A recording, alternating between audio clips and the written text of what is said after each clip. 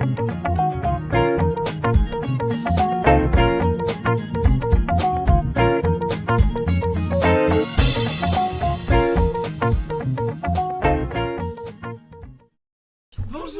aujourd'hui on est à la web radio et nous on est la nouvelle équipe qui va suivre la saison culturelle 2024-2025. Donc moi c'est Louise, Moi c'est Alwena. et là-bas les régies, Celui qui sert à rien, on a Youn Lantoine. Joyeux anniversaire, Youn. Joyeux anniversaire Youn. Oui, parce qu'aujourd'hui c'est son anniversaire. Même s'il sert à rien, il faut quand même lui souhaiter son anniversaire. Est-ce que vous pouvez nous présenter un petit peu votre métier, en combien de temps vous l'avez fait, Exactement, en quoi ça consiste D'accord. Ce qui vous a amené là, en fait, votre parcours un petit peu. Je commence. Renaud, c'est à toi. C'est moi d'abord.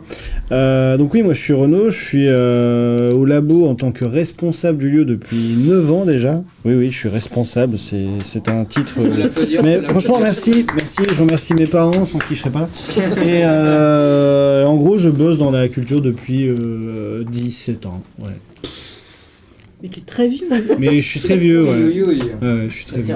Et en gros, mon travail consiste à faire en sorte que le labo, ça se passe bien, au jour le jour, avec les gens qui fréquentent le lieu, et aussi dans la construction des différents projets qu'on peut avoir avec le conservatoire, les différentes écoles de musique, les différents partenaires, et faire en sorte que le lieu soit vivant et que ça tourne. Bravo. Ça donne envie, ça donne envie. Merci. Et ben moi c'est Emeline. Donc moi je suis en charge de la médiation sur la saison culturelle. Enfin je fais la moitié de mon temps c'est de l'accueil, c'est-à-dire aider à la gestion de l'accueil des spectacles. Et l'autre mi-temps c'est de la médiation, donc en gros c'est de rapprocher la culture avec les publics et les publics avec la culture. Lever les freins qui peuvent être économiques, sociaux, de transport, voilà, quels qu'ils soient. Et moi ça fait 1 an que je suis sur ce poste-là. Avant j'étais avant j'étais pas du tout dans la culture professionnellement. J'étais dans l'animation pendant très longtemps et ensuite au service des sports. Après à titre personnel dans ma vie perso par contre j'étais investie notamment dans le festival L'Armorasson à Bobital. Et donc voilà, dans la culture quand même mais pas professionnellement. Et moi, mais oui, moi je suis Marie, je suis la programmatrice de la saison culturelle. Alors programmatrice, c'est un gros mot pour dire que je vais voir plein de spectacles et que je choisis le meilleur pour vous, tout pour vous. Dire que je suis un bébé programmatrice malgré ma vieille carcasse. Ça fait que 3 ans que je fais ce métier. Avant j'étais sculptrice, voilà, donc les vies sont parfois très étranges. Voilà. Merci. Et bah c'est super. Oui, merci de vous présenter. Comme quoi tout est possible dans la vie. Hein. Gardez ça en tête. Même quand on a des rides. Allez, j'adore. Ça faut garder, ça c'est... Renaud, est-ce que vous pouvez présenter la structure du labo ? Oui, alors le labo, c'est l'espace musique actuel du pôle enseignement artistique de Dinan Agglomération. C'est un lieu où il y a une activité qui est quotidienne, c'est des groupes qui viennent répéter, j'insiste sur le mot répéter.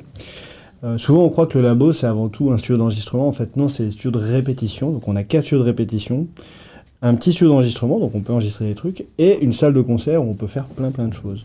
Maintenant tu vas te tenir droit, faire un sourire. Je sais pas faire ça. Je sais pas faire ça. On essaye un coup avec toi, Marie. Non, moi je parle, oui. Alors, Et Emeline aussi. et Emeline aussi. Bah oui, tu rigoles quoi. Ah oui, Vas-y, pose une question. Dis. Alors, autour de quel thème tourne la saison culturelle 2024-2025 cette année ? Autour du steak frites. Parce que le steak frites, c'est belge avec de la bonne. De la maillot. Bon, et Vous êtes content de nous interviewer aujourd'hui.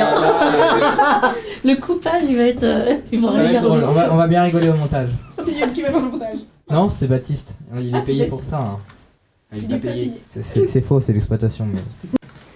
Quel type de concert avez-vous au labo ? Alors on a plein de types de concerts, puisque l'idée, en gros, là cette année, on a plus ou moins 38 événements, on doit avoir une vingtaine de concerts si je dis pas de bêtises. Ce qu'on essaye de faire, c'est de s'adresser un peu à tout le monde, d'essayer d'avoir différents types et styles musicaux. On travaille aussi bien, nous, directement, le labo qui va programmer tel ou tel artiste, où on va bosser avec la saison culturelle qui est ici, où on va travailler avec des associations qui vont amener leur propre initiative et envie autour d'un projet spécifique. Donc on essaye de faire un peu de tout. Il y a aussi bien de la musique traditionnelle que du rock, que de l'électro, que du rap cette année. D'accord. Est-ce que vous avez d'autres types de représentations autres que musicaux? Donc justement, à côté, je disais, on a des concerts, mais pas que. C'est aussi un lieu où il y a de la pratique, c'est-à-dire que c'est aussi un lieu où les groupes et les artistes peuvent pratiquer leur musique et s'entraîner. Par exemple, là, en ce moment, on a une résidence en ce moment avec un groupe qui s'appelle Hubble, qui est sur scène pendant 3 jours pour travailler comment on fait un concert, c'est-à-dire comment ils arrivent sur scène, comment ils repartent, est-ce qu'ils parlent entre les morceaux ou pas, la lumière, le son, comment on enchaîne les morceaux. Donc ça, c'est ce qu'on appelle des temps de résidence.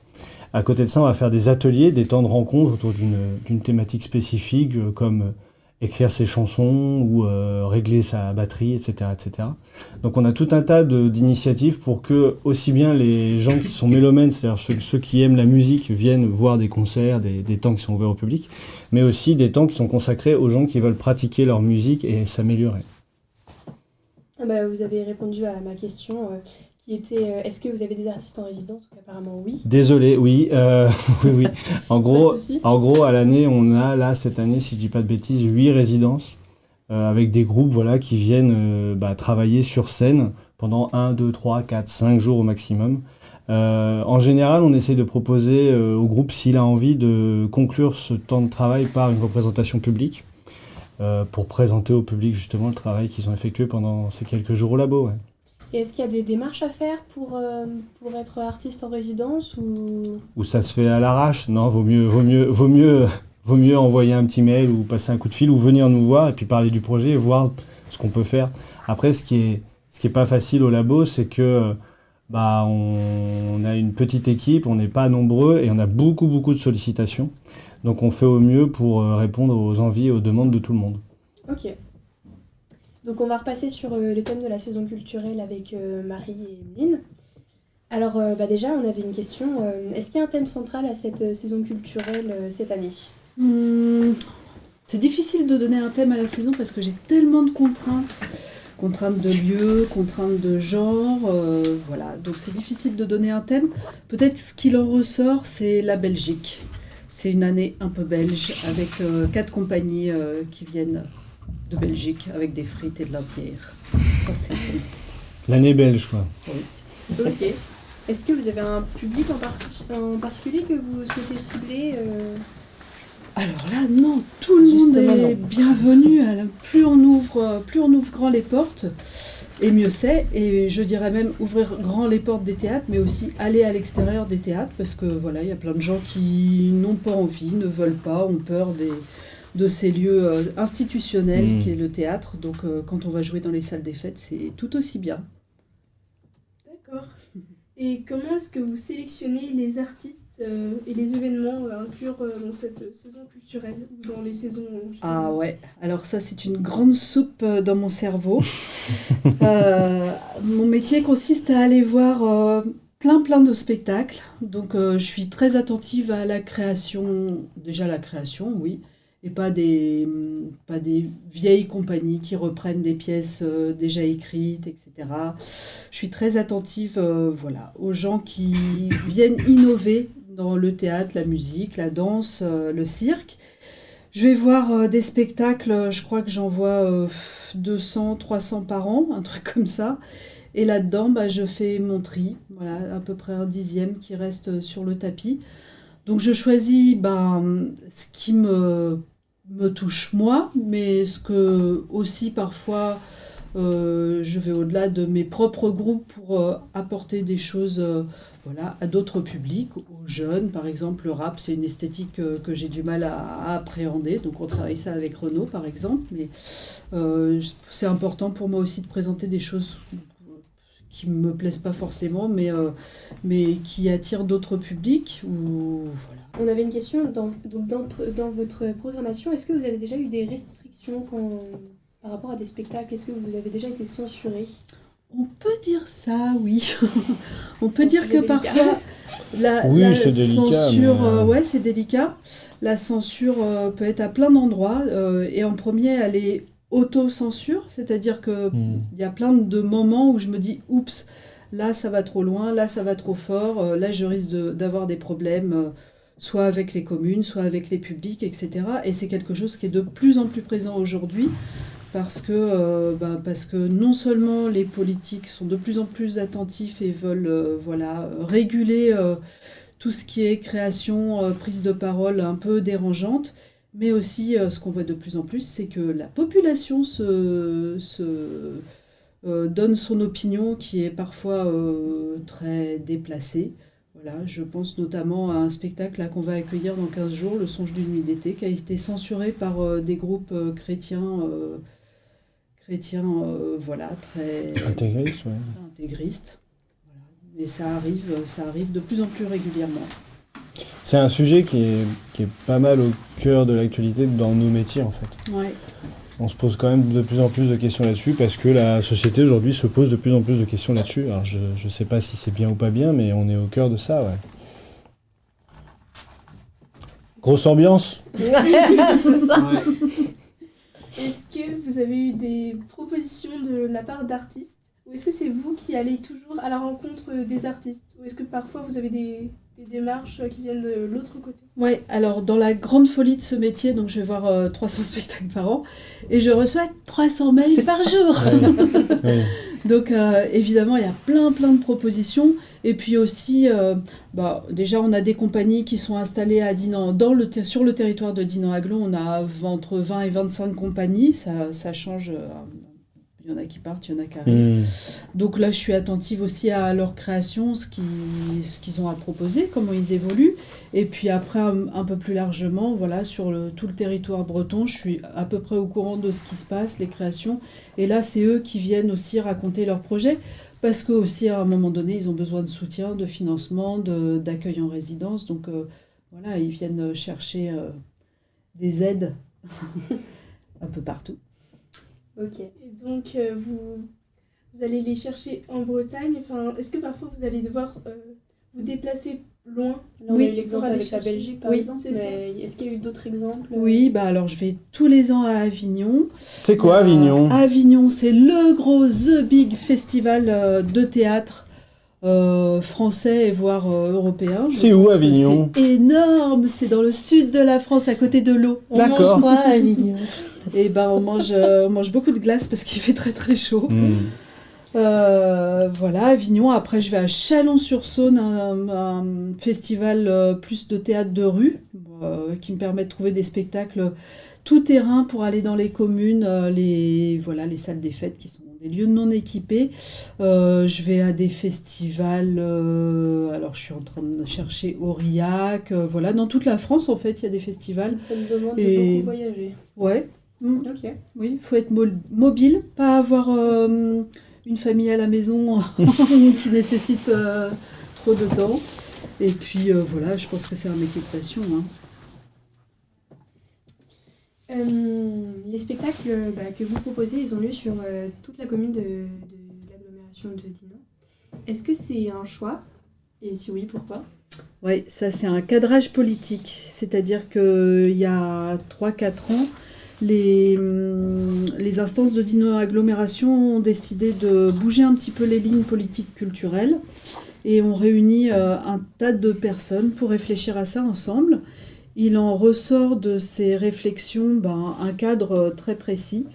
Donc moi j'ai 25 à 30 spectacles à programmer par an, un tiers à programmer au Théâtre des Jacobins à Dinan, un tiers à la salle Solanval à Planquette et un tiers en délocalisé, c'est-à-dire dans les communes, dans les 65 communes du territoire, avec l'idée aussi de pouvoir présenter des spectacles dans toutes ces communes-là. Donc évidemment, on ne fait pas 65 spectacles dans les petites communes tous les ans, mais on fait des roulements. Ok, voilà. Comment est-ce que vous gérez les contraintes budgétaires tout en maintenant une programmation de qualité? Ceci est un secret que je vous dirai que sous la torture. Alors, il y a une formule magique. Alors, le premier truc super efficace, c'est d'aller rencontrer les collègues et de travailler en réseau avec les autres gens qui font ce genre de travail. C'est-à-dire que je suis en relation avec beaucoup de programmateurs du Grand Ouest en général, Donc on mutualise les spectacles, les tournées pour éviter d'avoir trop de défraiements kilométriques, Voilà, c'est sûr qu'une compagnie qui vient de Belgique, si elle fait plusieurs spectacles dans tout le Grand Ouest, eh ben, on n'a pas à payer un aller-retour en Belgique, je ne sais pas combien de nuitées d'hôtel, etc. Mais plutôt on s'arrange entre nous pour faire en sorte qu'ils tournent. Pour eux, c'est mieux aussi. L'autre solution, c'est de prendre des compagnies du territoire ou qui n'habitent pas trop loin. Et puis c'est sûr que moi, je retire de plus en plus, j'essaye de retirer de plus en plus de la programmation ce qu'on appelle têtes d'affiche, qui sont les choses qui attirent le public, parce que c'est connu, c'est vu à la télé. Et en même temps, quand un humoriste prend 15 000 € pour faire une soirée, moi, je ne suis pas d'accord. Donc, je préfère prendre des petites compagnies qui sont moins connues, mais qui font un travail tout aussi intéressant, voire qui peut même être beaucoup plus intéressant qu'un humoriste connu, vu à la télé, vu à la radio, mais qui profite de sa notoriété pour prendre des coups faire une facture bien salée à la fin. Et puis peut-être aussi le fait de travailler en local, ça permet de développer aussi ce tissu-là, notamment au niveau de la médiation, et de travailler plus sur le territoire et d'aller au plus près du public, justement. Parce qu'un humoriste qui arrive, il vient, un ou une humoriste, il arrive, il repart, c'est pareil, quoi. Il n'y a pas vraiment de lien qui se quelle crée est la- avec le public. Quelle est la plus-value, justement, qu'on crée derrière? Alors c'est vrai que du coup tu parles de ça et ça m'amène à parler de Emeline, qui est la médiatrice dans la saison. C'est vrai que c'est bien aussi, je suis attentive à ne pas faire une programmation télévision, c'est-à-dire un spectacle, on vient au spectacle et on repart, et puis comme on allume une télé, on l'éteint, mais d'essayer d'imaginer des choses autour. Donc là, mardi soir, on a eu un bord plateau, par exemple, spectacle après, avec une rencontre des artistes et discussions, mais parfois il y a d'autres projets. Emeline, tu veux pas juste raconter un peu? Ouais, ça peut être, il peut y avoir des ateliers au sein même de l'établissement, c'est-à-dire des artistes qui effectivement vont être de Saint-Brieuc, de Rennes, et vont pouvoir facilement revenir et venir dans l'établissement auprès des élèves. Ça peut être d'assister à des temps de résidence.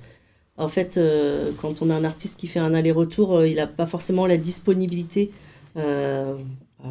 Pour un échange qualitatif, l'idée c'est pas d'être juste dans la consommation d'un spectacle. Donc le fait d'être avec des compagnies locales, ça permet d'améliorer. Y a-t-il des initiatives spécifiques pour réduire les coûts budgétaires des spectacles, pour permettre à des personnes qui n'ont pas spécialement l'argent ou le temps d'aller au théâtre pour aller voir des spectacles? Ouais. Oui. Alors oui, déjà dans les tarifs déjà de base, il y a 3 tarifs. Il y a tarif plein, tarif réduit pour les moins de 25 ans, les demandeurs d'emploi, les personnes en situation de handicap. Et il y a le tarif qui est à 6 € pour les moins de 20 ans. Donc ça, c'est dans la grille tarifaire de base, mais il existe aussi plusieurs dispositifs. Il y a le Pass Culture, donc je pense que vous connaissez, j'espère, parce que vous êtes bénéficiaire du Pass Culture. Donc tous les spectacles sont réservables via le Pass Culture. Et on a aussi en fait des places avec Cultures à tous. En fait, on met nous des places gratuites qui sont après... on va dire, donner à des bénéficiaires par le biais d'une assistante sociale. C'est des gens qui sont accompagnés et en fait, pour leur permettre d'accéder au spectacle, on leur met des places en gratuité. Ça fait partie des dispositifs en tout cas qui existent. On applique aussi les tarifs groupes, par exemple, pour le foyer des jeunes travailleurs, sur différents types de publics. Et puis on a aussi des partenariats, par exemple, on a l'association Nosdez, surtout avec le pôle asile, personnes demandeuses d'asile, qui viennent en fait nous aider sur le théâtre à Dinan à faire ouvreur, c'est-à-dire ils nous donnent un coup de main pour ouvrir, et en échange ils peuvent assister gratuitement au spectacle. Et du coup, on lève la barrière financière aussi, et culturelle. Et quand on parlait d'une programmation qui est pour tout public, au-delà de la programmation, c'est aussi dans le fonctionnement qu'on essaye de favoriser au maximum le vivre ensemble en fait sur la saison. Et si je peux me permettre, dans le cadre de tout ce qui est spectacle pro, c'est chouette d'avoir des tarifs préférentiels. Et nous, au labo, le truc qui est pas mal, c'est que la plupart des événements sont gratuits. Ce qui va être payant, c'est les soirées qui vont être portées par soit les associations, soit les soirées dans le cadre de la saison culturelle. Mais il y a 90% de ce qu'on propose au labo qui est gratuit. Donc là, il n'y a plus d'excuses pour ne pas passer la porte. Ouais, en plus, c'est pas forcément une chose que tout le monde sait. Enfin, moi, par exemple, je suis surprise de ça. Mais en Et tout cas, ben c'est maintenant, super. vous le savez. Et je rajoute une petite info aussi, chapeau aux élus de certaines communes qui achètent, c'est la commune en fait qui achète des places pour les offrir à leurs habitants. Alors ils font ça sous forme de tombola ou alors ils choisissent les personnes les plus démunies, voilà. Donc ce sont les élus qui accompagnent carrément, ils prennent leur voiture personnelle, ils viennent voir des spectacles avec des gens qui n'ont pas les moyens ou qui viennent pas au théâtre et ça c'est super. Est-ce que vous avez beaucoup de communes qui font ça? On en a 5-6 je dirais, peut-être une dizaine. Ok. Ouais, ça dépend des années. Et pour revenir sur ce que vous disiez tout à l'heure, est-ce que vous avez des programmes comme ce qu'on a avec la saison culturelle ou D'accord. Il est tout chaud. Super. Il sort Là, du là, four. là, là, là, ça sort du four, donc on va vous en laisser au lycée et vous pouvez les trouver logiquement. À la vie On, scolaire, donc. on va pouvoir les trouver à gauche et à droite dans Dînant et son agglomération. Voilà. Incroyable. Et c'est marqué, en gros, si je dis pas de bêtises dès le début, c'est marqué les événements qui suivent sont gratuits, sauf mention contraire. C'est-à-dire qu'il y a vraiment beaucoup de choses qui sont Ouais, gratuites c'est ça. là-dedans. Ok.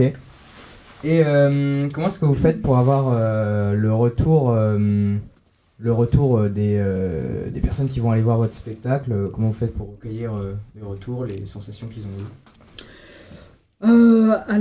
Déjà quand on organise un bord plateau, c'est-à-dire une rencontre avec les équipes artistiques après les spectacles, ça permet d'échanger et d'écouter ce qui se dit.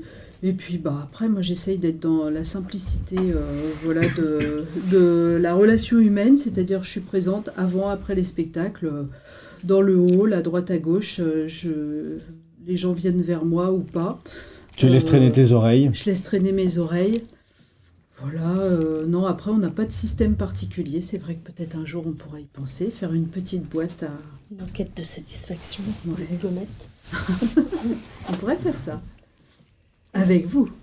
Est-ce que vous avez des partenariats avec des associations ou des écoles avec la saison culturelle, le labo ou le Alors théâtre le premier des partenariats qui existe là, en toute simplicité, c'est évidemment la saison culturelle qui vient faire bonjour, qui vient faire deux dates au labo justement. Donc ça, au labo, c'est comme ça que ça se passe. On va avoir, donc, comme je disais, des associations, nous, qui vont venir investir le lieu, qui vont proposer une programmation. Le labo donc, fait partie du pôle enseignement artistique. Nous, on a des professeurs qui vont aller faire leur travail d'enseignement artistique avec les collégiens, les écoles primaires, etc. On va avoir aussi des spectacles dans ce cadre-là. Donc des partenariats, nous, au pôle enseignement artistique, ça foisonne. On en a dans tous les sens. On en a beaucoup. Avec le kiosque aussi, peut-être, non? Le kiosque, c'est le conservatoire, donc oui. Oui, c'est ça. C'est la maison mère. Enfin, feu, je sais pas, mais en tout cas, mais c'est le Ça en même fait terme. partie, ouais. C'est le même Ouais. terme.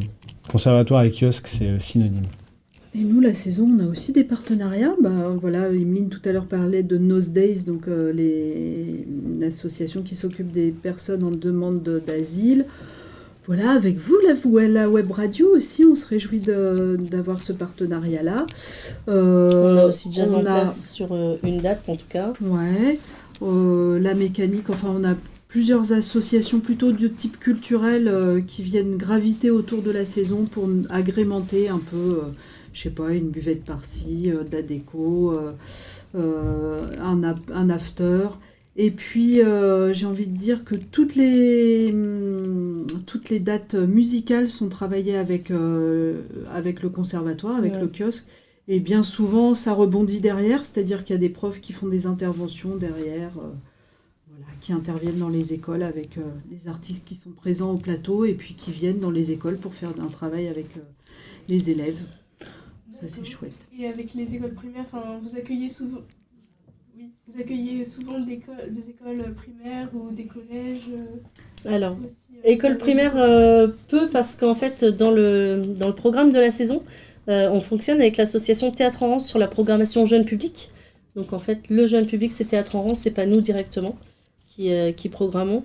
On va avoir quelques spectacles qui, par rapport à l'âge concerné, peuvent éventuellement concerner des CM, mais nous, c'est principalement avec les collèges et les lycées qu'on fonctionne.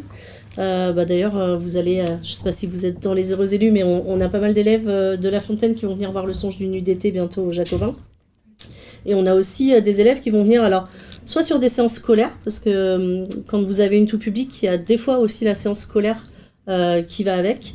Mais on a aussi, par exemple, Roger Vercel, le collège Roger Vercel, ils ont un parcours spectateur, c'est-à-dire que là, c'est vraiment c'est hors temps scolaire. Ils viennent le soir avec leurs parents ou avec leurs profs, ça dépend de chacun, pour être aussi dans un cadre de spectateur tout public et pas que dans un spectateur avec que des gens de notre âge. On n'est pas spectateur de la même façon quand on est dans une classe remplie d'élèves, enfin dans une salle remplie d'élèves ou dans une salle mixte. Donc voilà, mais ce qu'est le primaire, en tout cas, c'est la programmation Jacobin. Donc c'est Théâtre en Rance. Merci beaucoup.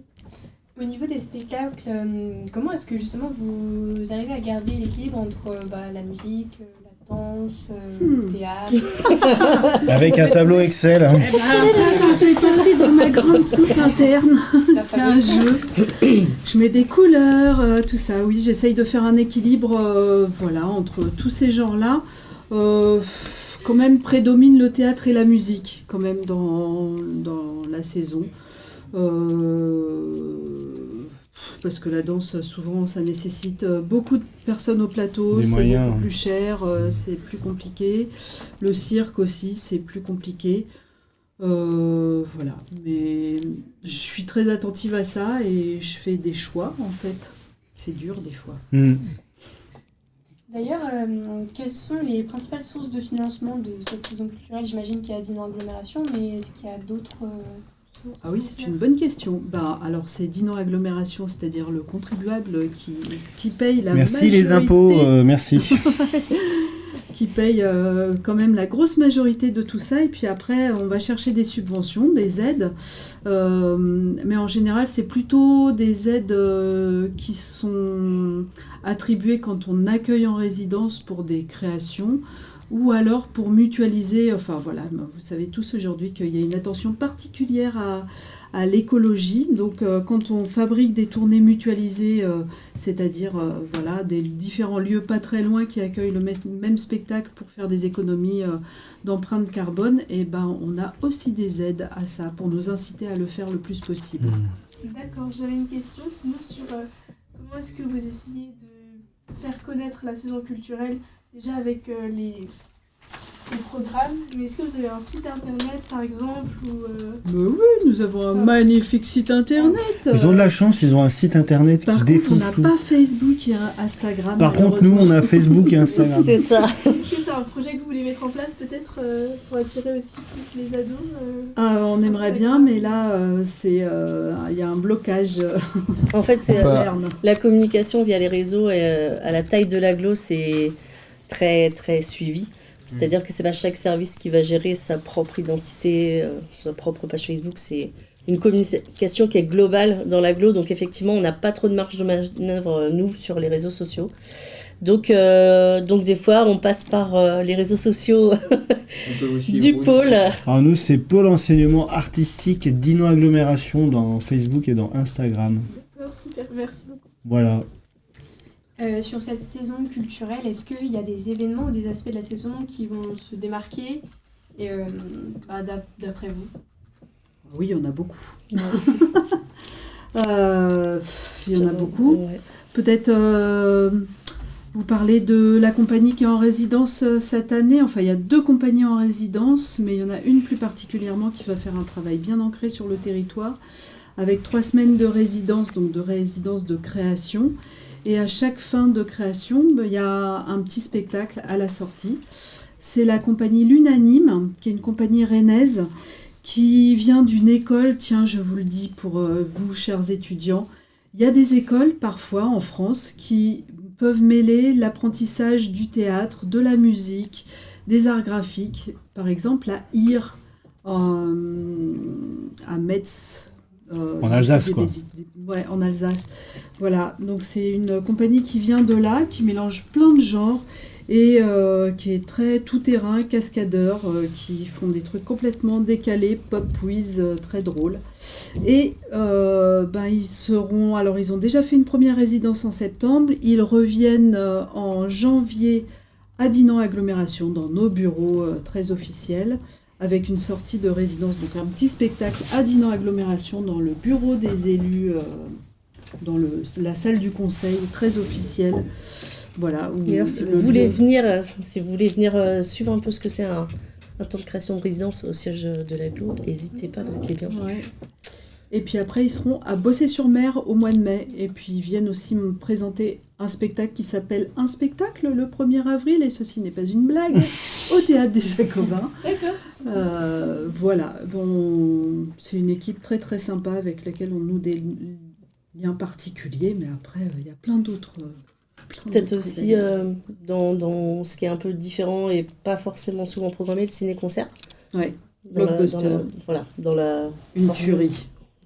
Ça, c'est une tuerie. C'est quoi alors le principe de Blockbuster? Blockbuster, c'est 1600 séquences de super productions américaines, donc de films, qui sont coupées pour fabriquer une nouvelle histoire de soulèvement du peuple et qui montre comment les dirigeants peuvent être parfois des beaux salauds. Voilà, donc c'est à l'écran, il y a ce film qui est passé, et puis sur le plateau, il y a des comédiens musiciens qui viennent faire en direct le bruitage, les paroles et la musique. Et ça monte crescendo, voilà, pour un vrai soulèvement du théâtre. Et c'est au Théâtre des Jacobins, ouais. Oui. Merci beaucoup à vous trois en tout cas. Merci. Merci à vous surtout. Merci, vous êtes des amours. On reviendra. Donc n'hésitez pas à prendre des petits programmes comme ceci. On en dépose à la vie scolaire. Donc que ce soit pour la saison culturelle ou pour le labo. N'hésitez pas à aller voir, c'est vraiment sympa. Merci à vous de nous avoir présenté un petit peu tout ça. Merci. Je pense que ça peut être très sympa d'aller en voir quelques-uns. Carrément. Voilà. Et Merci. n'hésitez pas à venir nous voir et discuter avec nous. Oui, on mord C'est pas. chouette, ouais. On mord pas, pas la première Non. fois. Merci beaucoup, à une prochaine. Merci. Bon bah voilà. Je pense qu'on peut